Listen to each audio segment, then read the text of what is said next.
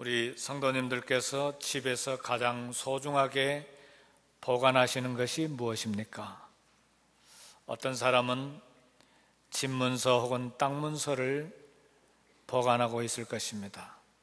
또 어떤 분들은 금과 은 이런 귀금속을 가장 귀중하게 생각하셔서 또 소중하게 보관하고 관리하고 있을 수도 있고, 또 어떤 분들은 대대로 집안의 가문으로 내려오는 이런 골동품들을 또 가장 소중한 보물로 여겨서 이렇게 보관하고 관리할 수도 있습니다.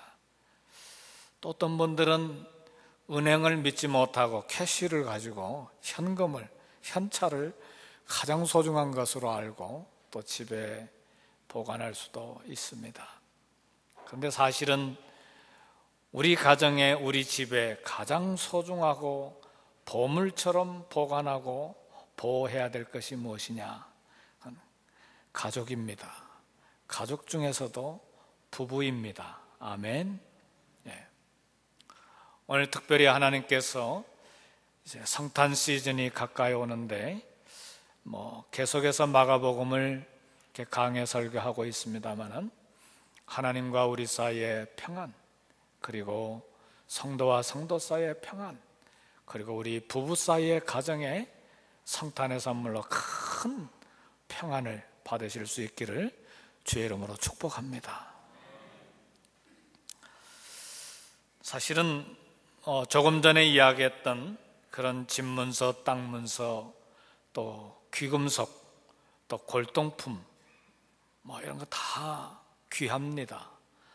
버려서는 안 되고 잘 간직해야 되고 또 관리해야 될 것입니다. 그러나 아무리 좋은 집에서 산다고 해도 갑자기 아내가 집을 나가버린다거나 가족이 흩어진다거나 나뉘거나 뿔뿔이 이렇게 흩어진다면 우리 집이 베벌리 힐스에 있던 행쿠팍에 있던 아무리 좋은 집이 있다 할지라도 가족이 이처럼 떠나면 얼마나 그 집이 쓸쓸하고 황량하겠습니까? 집이 텅텅 빈 것만으로 황량한 것이 아니고 마음조차도 빈 공간이 커져서 황량한 사막처럼, 광야처럼 변하게 될 수밖에 없습니다. 사실은 금과 은, 귀금속, 이것이 돈이기 때문에 소중하지만 참 이것 보기만 좋을 뿐이지 말 한마디, 대화 한마디, 따뜻한 말 한마디 나눌 수 없는 것이 이 귀금속입니다. 우리에게 위로를 주고 소망을 주고 용기를 북돋아주는 생명 있는 살아있는 대화를 나눌 수 없는 것이 물건들입니다. 좋은 집도 그렇고 골동품도 마찬가지입니다. 집문서, 땅문서도 동일합니다. 그래서 이런 것들은 우리가 이 땅에 살다가 잠깐 쓰다가 이 땅에 다시 남겨두고 가는 것들인데 참 대화할 수 없는 단지 물건일 뿐, 사물일 뿐, 우리의 감정, 우리의 영혼에 참 생명을 가져다주는 관계를 형성할 수 있는 것들은 못 됩니다. 그러나 하나님이 우리에게 짝으로 주신 배필은 이야기하고 또 사랑에 관한 대화를 나눌 수 있고 손으로 만질 수 있고 따뜻함이 느껴오지 않습니까? 네.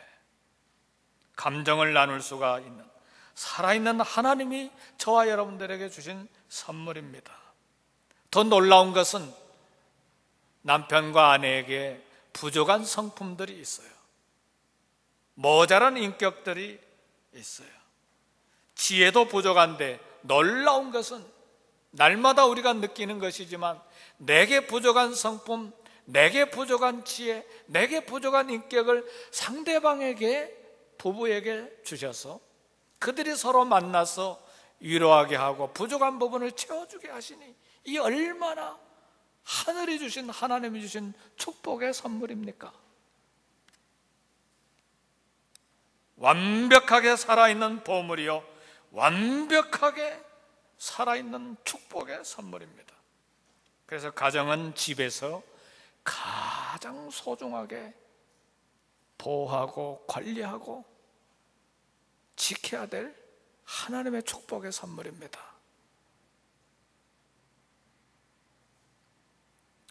경제가 어려우면, 또 회사가 어려워지면 이상하게 부부간에 긴장이 생기는 경우가 있는데, 사랑하는 성도 여러분, 돈 때문에, 금과 은과 땅 문서, 집 문서 그런 것 때문에 절대로 부부간에 긴장이 있지 않기를 주의 이름으로 축복합니다.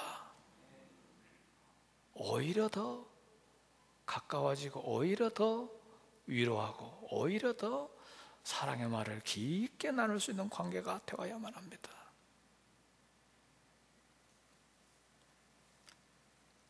그러나 이 시대에, 참 이 시대처럼 가정이 거대한 위기의 폭풍 속에 있는 시대가 없습니다.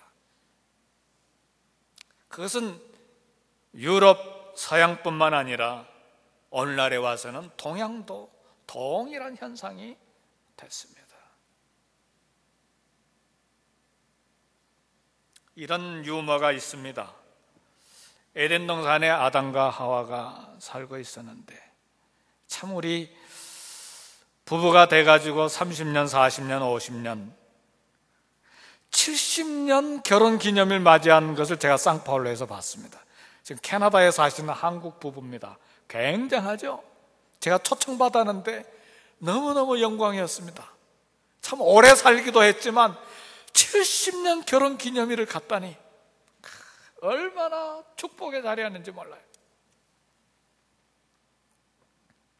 근데 참 40년, 50년, 60년 참 부부가 해로하는 것이 쉬운 일이 아니에요. 네, 유머라고 그랬어요. 아담과 하와에게 있었던 유머.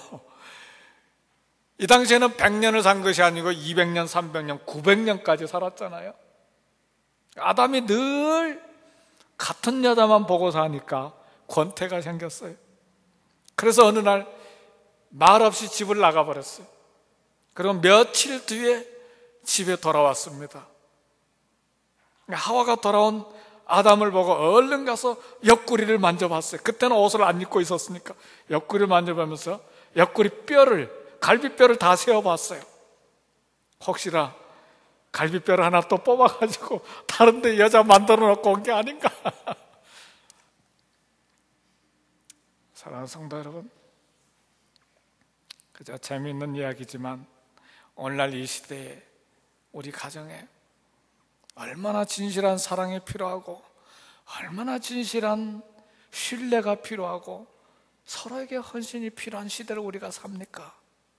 이런 진실한 사랑과 진실한 신뢰와 진실한 헌신이 우리 가정에 있기를 주의 이름으로 축복합니다. 오늘 본문의 말씀을 보면 참 이 부분에 대해서 우리에게 이야기를 하는데, 참 그리스어에 보면 사랑이라는 단어가 많아요. 전 세계적으로 어느 민족, 어느 부족, 어느 국가가 뭐에 대해서 관심을 많이 갖고 있느냐를 보면 어느 단어가 가장 많이 사용되고 그 단어가 많이 발전했느냐를 보면 알 수 있는데, 아랍 사람들은 칼에 대한 단어가 굉장히 많습니다. 수십 가지의 칼에 대한 그 단어가 있어요. 에스키모인들은 눈이라고 하는 단어가 굉장히 많아요. 우리나라 말에도 뭐 눈이라고 하는 말이 많잖아요. 한방눈, 쌀랑눈, 뭐 진눈깨비눈 많잖아요. 에스키모인들은 눈에 대한 단어가 수십 가지가 돼요. 근데 그리스 사람들은 사랑에 대해서 관심이 많았던 것 같아요. 뭐 사랑에 관한 신도 있고 그렇습니다만, 그래서 사랑이라고 하는 단어가 많이 있어요. 그 중에 에로스라고 하는 단어가 있어요. 그러니까 남녀가 육체적으로 사랑하는 그런 사랑의 단어입니다. 이게 꼭 필요합니다.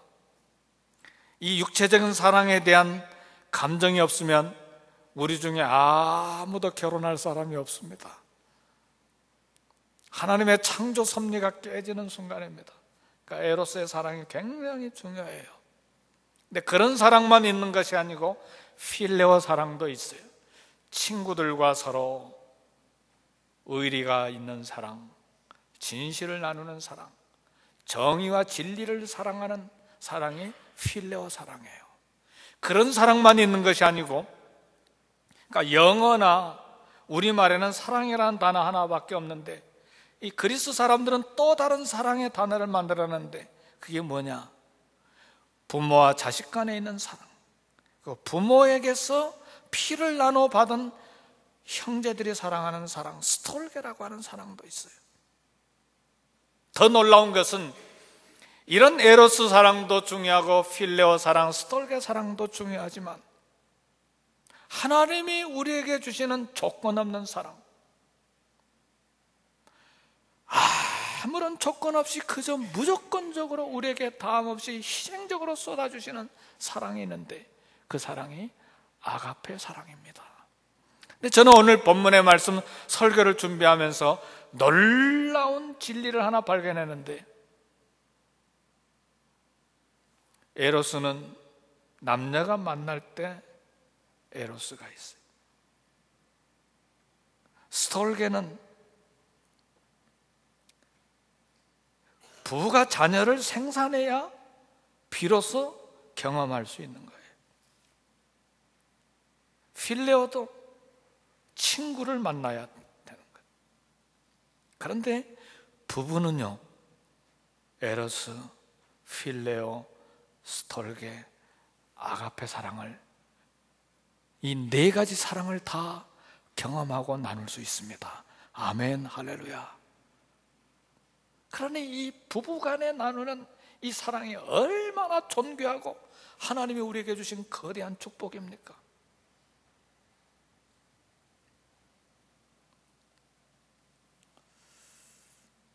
오늘 예수님께서 제자들과 유대 광야 요단강 건너편으로 가셨는데 이 건너편이 베레아 지역입니다.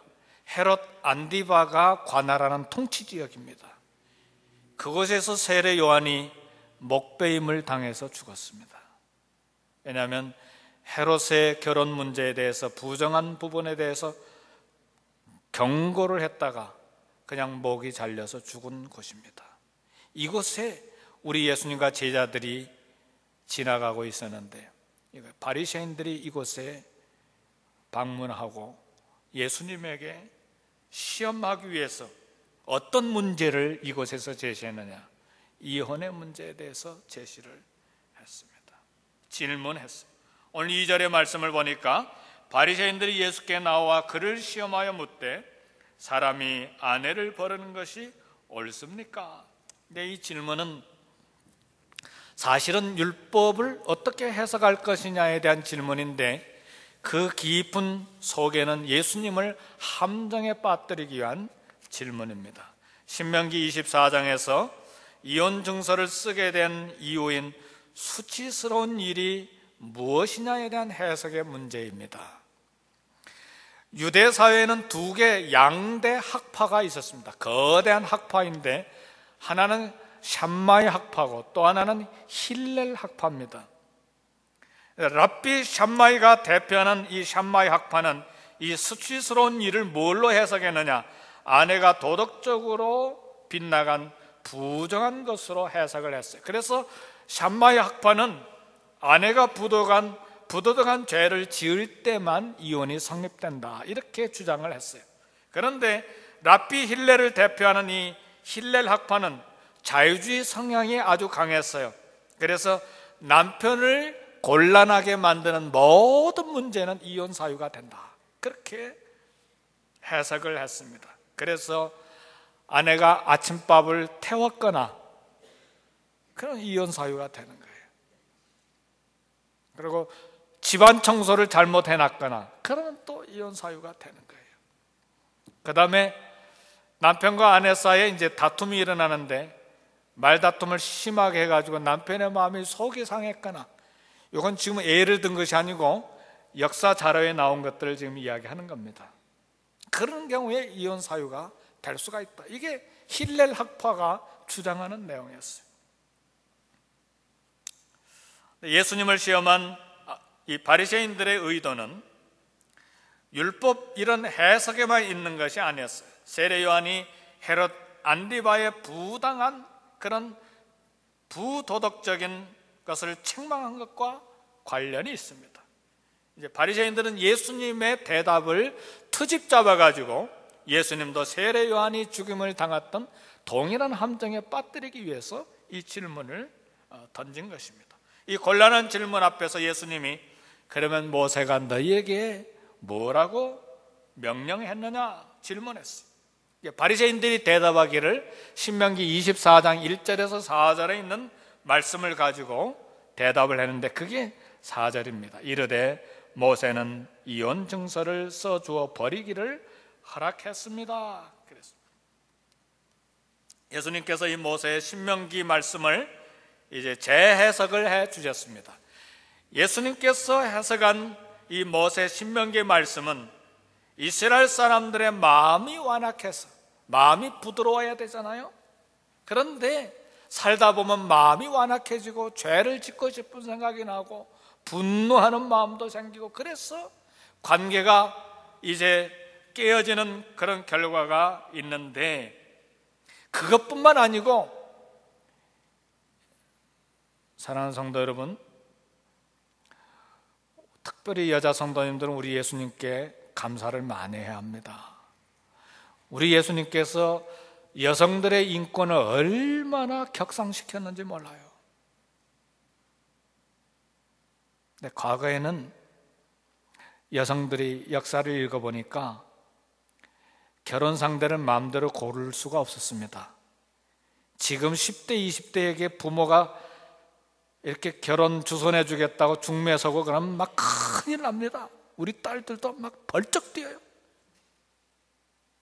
근데 과거에는 여성들이 결혼 상대를 고를 수가 없었습니다. 부모가 정해준 대로 가야만 했었어요. 우리나라도 그랬죠. 그리고 또 하나, 남자들이 아무런 증서도 없이 그냥 내보냈습니다. 힐렐 학파가 남편의 마음을 부담스럽게 만들면 이혼 사유가 다 됐잖아요. 그래서 마음대로 내보낸 거예요. 그래서 이런 완악한 마음을 경계하고 그리고 여성들을 보호하기 위해서 이혼 증서를 까다롭게 만든 거예요. 그래서 함부로 깨뜨리지 못하도록 이혼 증서를 만든 것입니다. 그걸 우리 예수님께서 재해석해 주신 것입니다.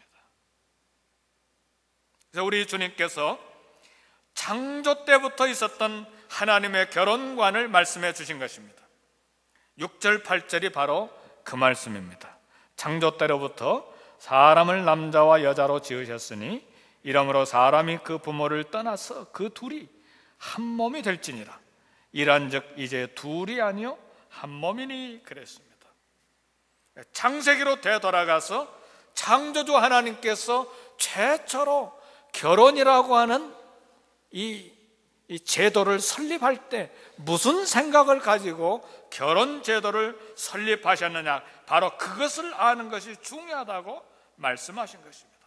창조주 하나님의 결혼의 목적과 원리의 중요한 것은 무엇이냐?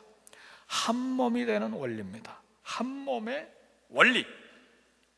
남자와 여자가 결혼 안에서 일생 동안 정절을 지키는 것이 하나님의 원래 목적이었습니다. 문제는 사람의 완악이라고 하는 상황입니다. 완악한 마음이 생겼을 때에 사람이 마음대로 자기 뜻대로 그냥 행동하기 때문에 모세는 이처럼 마음대로 아내를 버리지 못하도록 까다로운 이혼 증서를 만든 것입니다. 그러니까 이혼 증서는 그저 이혼 증서만 쓰면 합법적으로 마음대로 할 수 있다, 그런 내용이 아닙니다. 한 몸의 원리를 최대한 지키라고 하는 뜻에서 만들어진 것입니다. 근데 성경에 보면, 우리 구약 성경에 보면 하나님께서 에덴 동산에서 한 아담에게 한 아내 하와를 주신 일부일체제를 만드셨는데, 성경에 이렇게 쭉 보면 아브라함도 그걸 깨뜨리고 그랬죠?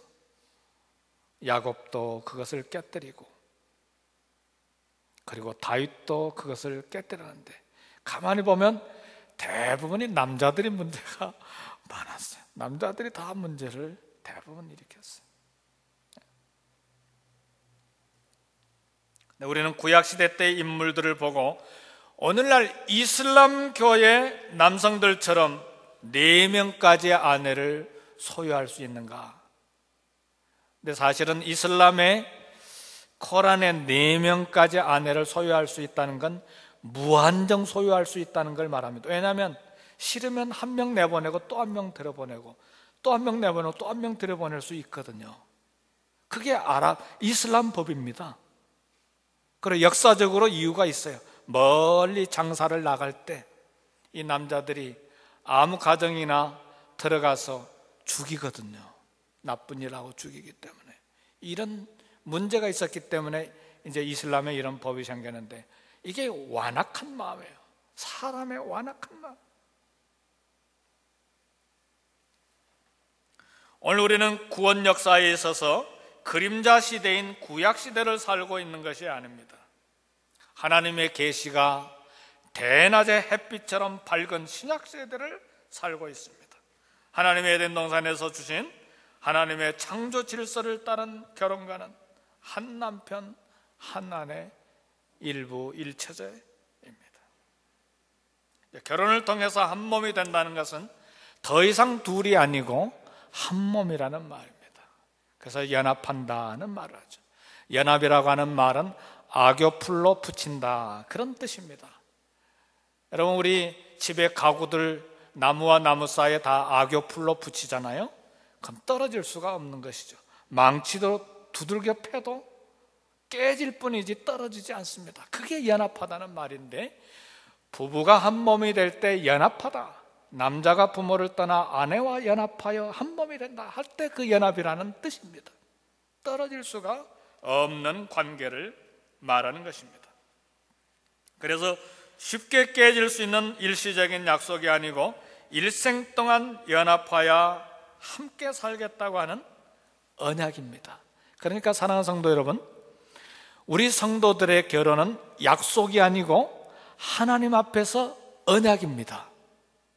이게 창조 시에 하나님께서 주신 우리에게 주신 명령입니다. 계약이라고도 말합니다. 그러니까 사랑의 기초한, 사랑의 감정에 기초한 것도 결혼이 성립되는 것이지만 그보다 더 하나님 안에서 결혼은 언약 관계에서 출발합니다. 계약에서 결혼의 기초가 형성이 된다는 말입니다. 그래서 10장 9절에서 말합니다. 그러므로 하나님이 짝지어 주신 것을 사람이 나누지 못할지니라 하시더라. 인간이 나눌 수가 없다는 말입니다. 우리 예수님은 유대인들과 바리새인들이 보편적으로 가지고 있었던 그런 생각을 정면으로 반박하시고, 그리고 이 유대 땅 요단강 건너편의 베레아 지역 헤롯 안디바가 통치하고 있는 지역에서 세례 요한이 헤롯을 정면으로 공격했던 그의 부도덕에 대해서 우리 예수님이 확증해 주신 것입니다. 세례 요한의 말이 맞다.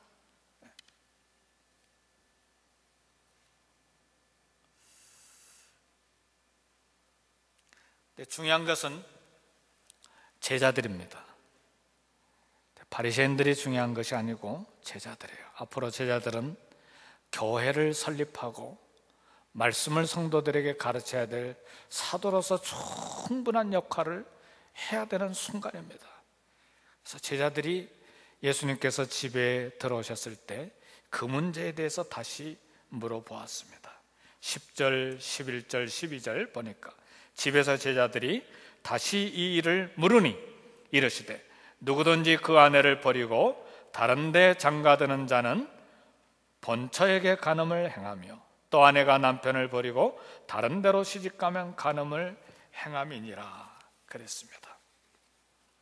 근데 오늘 마가복음은 수신자가 주로 대상이 로마 사람들입니다. 근데 로마 사람들에게 일반적으로 통용되고 있었던 문화, 컬처가 있었는데 이혼에 대한 주도권이 누구에게 있었느냐? 남자에게 있었던 것이 아니고 여자에게 있었습니다. 그러니까 아내가 남편을 버리고 다른 데로 시집가면 간음을 행함이니라. 그러니까 로마 사람들에게 이 말씀이 교훈이 되는 것입니다. 그런데 유대법에서는 이혼의 주도권이 여자에게 허락되지 않았어요. 그러나 헤로디아는 남편 빌립과 이혼하고 빌립의 형제는 헤롯 안티바와 결혼을 했습니다. 그래서 세례 요한이 헤롯의 부도덕성을 책망한 것입니다. 본문에서 나오지는 않지만 마태복음 19장 9절의 말씀을 보면 예수님은 이혼 사유가 되는 하나의 그 이유를 들었는데 그게 음행의 연고라 그랬습니다. 그걸 인정하셨어요. 한몸됨을 깨뜨리는 것이 이제 음행인데 결혼이 깨질 수 있는 이유가 이 한 가지라 이야기를 했어요. 근데 이것도 하나님이 주신 결혼의 원리와 한몸 원리를 최대한 지키도록 하기 위해서 허용한 것입니다. 왜요?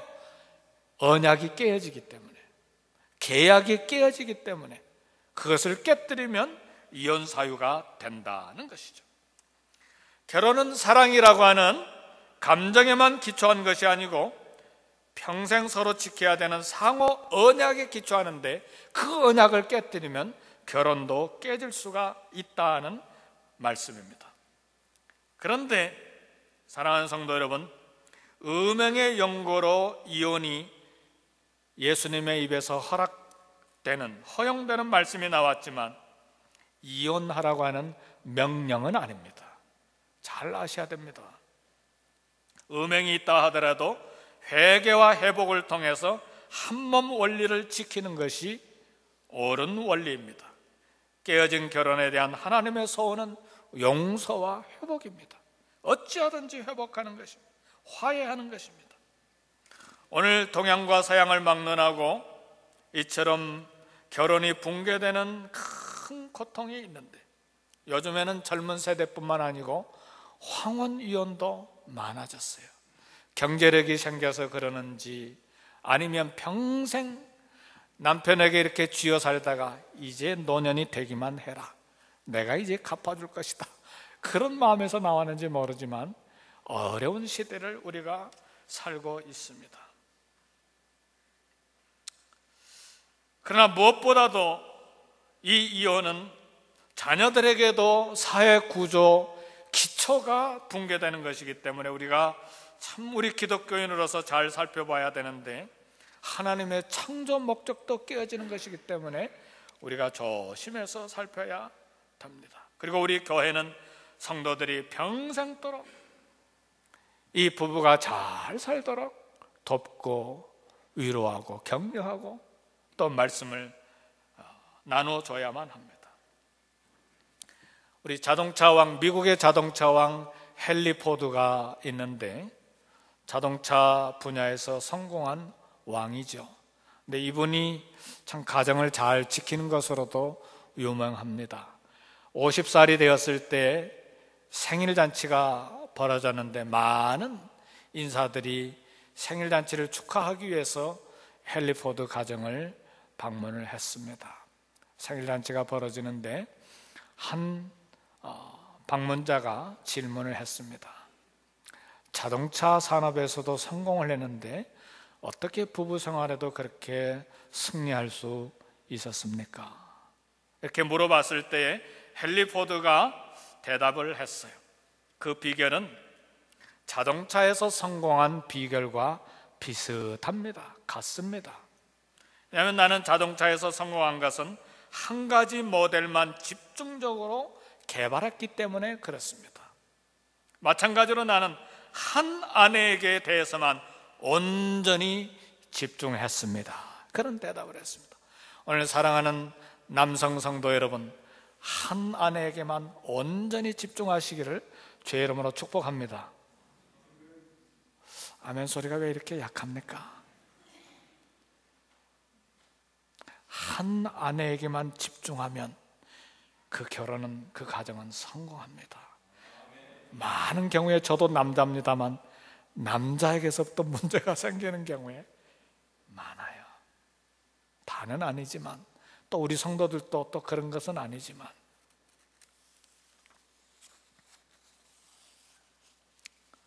자동차를 바꾸고 싶은 호기심,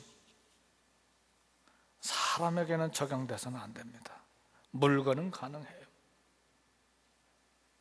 결코 삶을, 가정을 행복하게 해주지 못하기 때문에. 그래서 10장 9절에 하나님이 짝지어 주신 것, 하나님이 주신 배필, 사람이 나누지 못한다. 하나님이 주신 남편, 아내보다 더 나은 축복과 선물은 없기 때문에 그렇습니다. 성탄 시즌에 우리가 받을 수 있는 최고의 선물, 최고의 축복은 먼저는 하나님과 나 사이에 있는 평화, 성도와 성도 사이에 있는 평화, 그리고 오늘 우리가 개인적으로 적용해야 될 가정의 평화, 부부의 평화, 가족의 평화입니다. 지극히 높은 곳에서는 하나님께 영광이요, 땅에서는 그의 사랑하심을 입은 사람들 중에 평화로다. 이 평화야말로 성탄 시즌에 우리가 받아야 될 최고의 축복의 선물입니다. 이 성탄 시즌에 선물을 각자 사서 조그만 선물이라도 준비하겠지만, 돈이 많이 들어가든 적게 들어가든 중요한 것은 뭐냐? 사랑의 마음입니다. 사랑의 말이 들어가야 돼요. 사랑의 마음이 그곳에 담겨져 있어야 합니다. 아무리 100불, 200불짜리 턱 사다 놓으면 뭡니까? 선물 사왔어? 하고 탁 던져줘 보세요. 기뻐할 아내가 있겠나? 기뻐할 남편이 있겠나? 그거 없습니다. 그러나 조그만 거. 지난 12월 9일이 제 29주년 결혼 기념일이었어요. 장미꽃 하나가 4불씩이나 되더라고요. 대단히 비싸더라고요. 이걸 몇 송이를 사야 될까? 계산을 해보니까 이게 보통 일이 아니에요.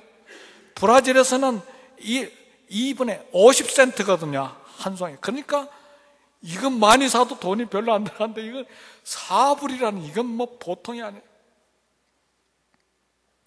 그래서 3송이를 샀습니다. 3송이를 사니까, 그리고 병까지 이렇게 합하니까 15불밖에 안 됐어요. 마음을 담자. 그리고 그걸 마음을 담는데, 사랑합니다, 이게 굉장히 쑥스럽잖아요, 우리 한국 사람들. 그 말은 차마 못하고 페이스북으로 들어갔습니다. 페이스북에는 브라질, 미국, 한국 전 세계 제 친구가 160명이 있거든요. 나 결혼 기념일인데 내 아내는 내 애인이요, 친구요, 상담자요, 동역자인데 나를 떠나지 않냐고 29년간 나와 함께 있으니 얼마나 사랑스럽고 참 고마운지 모르겠다. 비록 조그만 선물했지만 더 깊은 사랑을 하기 위해서 내가 고민하고 갈등이 있다. 그러니까 전 세계에서 막 브라질 애들도 막 한국에서도 미국에서도 축하하는 말, 페이스북에 그렇잖아요. 그걸 이제 아내에게 딱 가져가서 여보 이거 보세요 하고 보여줬어요. 이것도 선물이죠, 그렇죠? 근데 전 감격이 있었어요. 감격이. 제가 키운 브라질 이 청년들도 파스톨 파라뱅스, 저는 그렇게 생각해요. 전 참 경제적으로 15불밖에 안 썼지만 그러나 마음을 담았다고 생각을 해요. 마음이 중요하니까. 어떤 때는 비싼 음식을 사준 적도 있어요. 근데 그게 별로 좋아하는 것 같지 않더라고요, 보니까. 어떤 때는 장미꽃을 정말 한 답을 갖다 줬는데 그것도 별로 좋아하는 것 같지 않고. 그러니까 우리 상대방 가장 줄 수 있는 최고의 선물은 마음, 사랑입니다. 아멘입니까? 이 성탄 시즌에 무엇을 선물하시겠습니까? 남편과 아내에게.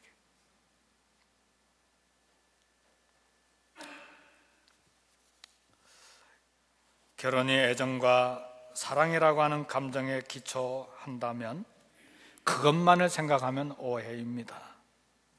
왜냐하면 이 연애 감정은, 에로스라고 하는 감정은 결혼한 후 2년, 3년, 맥시멈 3년 지나면 다 없어집니다. 이 감정에 기초하면 안 돼요. 아침이 닳고 저녁이 닳고 올해가 닳고 내년이 달라요. 그러니까 절대 감정에 기초하면 안 됩니다. 반드시 에로스적인 사랑의 감정은 아가페 사랑으로 성숙해 가야만 합니다.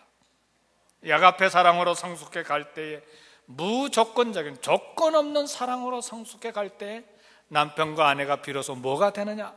애인이 되고 친구가 되고 어디든지 함께 여행하는 여행의 동반자가 되고 결국은 천국문을 함께 입성하는 천국 시민이 되는 데까지 나가는 놀라운 관계가 되는 것입니다.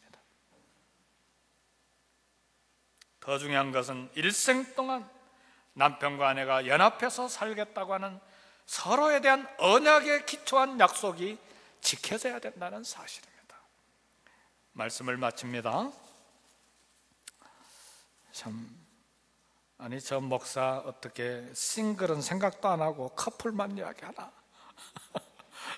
죄송합니다. 저 다 그거 생각합니다, 성도 여러분. 우리 교회가 기억하고 생각해야 할 것이 있는데, 참 누가 가정이 나누기를 원하는 사람이 있겠어요? 제 누님이 셋인데 한 분이 그런 과정을 겪었거든요. 누구보다도 저도 잘 알죠. 원치 않냐는 그런 상황이 우리가 살다 보면 발생할 수 있어요.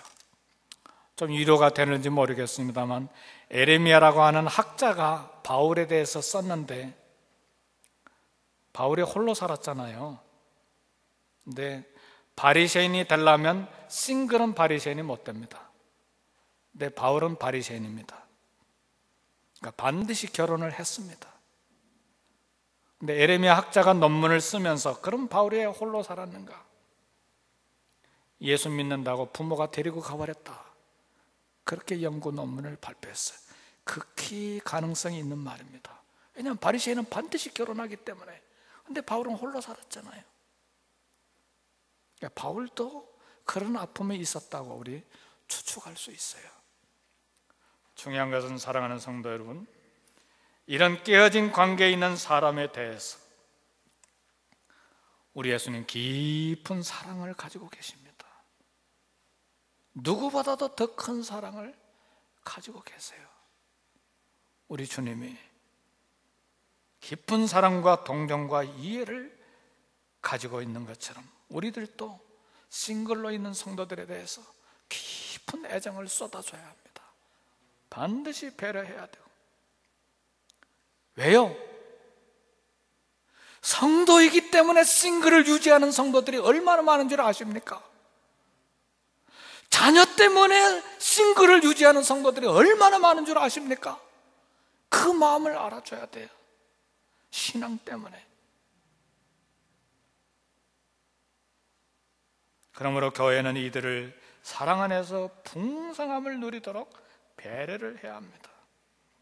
독신으로 있는 사람들, 누구도 그 외로움을 경험해 본 사람이 아니면 누구도 이해하기 어렵기 때문에 위로하고 격려하고 사랑해주고 그런 교회가 되어야 할 것입니다. 우리 하나님은 또 능히 싱글로 있는 모든 성도들을 충분히 위로하고 행복하게 해주실 능력이 있으십니다. 아멘. 그래서 우리 예배 가운데 임하는 은혜와 축복이 싱글 커플 우리 모두에게 임하기를 주의 이름으로 축복합니다. 우리 다 같이 통성을 한번 기도하겠습니다.